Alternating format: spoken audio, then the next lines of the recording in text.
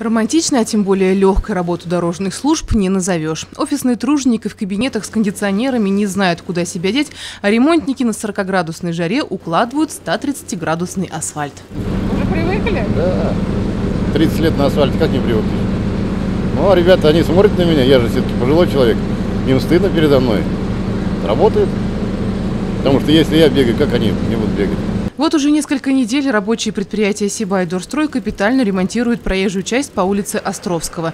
Если поначалу водители неохотно объезжали, хоть и с ямами, но все же привычный маршрут, то со временем стали с пониманием относиться к сибайским ремонтникам, порадовав своей культурой вождения. Водители уже начали с пониманием к нам относиться. Уже криков таких не слышно, ругательств. Потому что знают, что делаем быстро, качественно, потом кататься можно.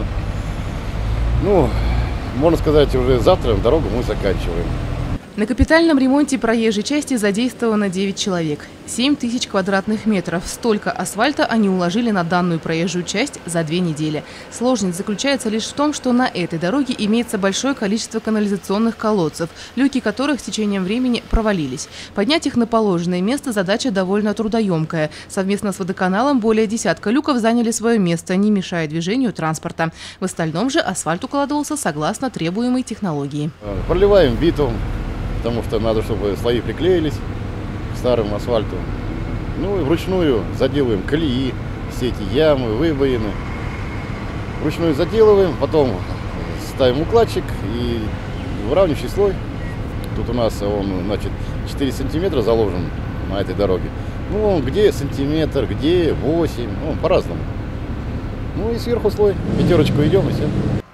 Дальше без дела сидеть дорожникам не придется, ведь в скором времени ожидается капитальный ремонт улицы Крупской до железнодорожного переезда в поселок Каркаим. Если Сибайдорстрой выиграет тендер на проведение этих работ, то горячий сезон у них продолжится вплоть до осени. А вот укладку асфальта на Островского дорожники завершат уже к концу недели и таким образом сделают подарок ко Дню строителя всем горожанам. Я хочу поздравить всех с наступающим праздником, Днем строителя. Большой праздник. У нас день дорожника осени, но мы все равно строители же.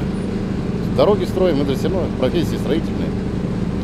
Поздравляю всех, особенно наших строителей, да вообще всех людей с новыми дорогами, чтобы машины не ломались, катались, чтобы было всем хорошо. Елена Афанасьева, Азамат Галин, Любовь Карпова, телекомпания СТВ.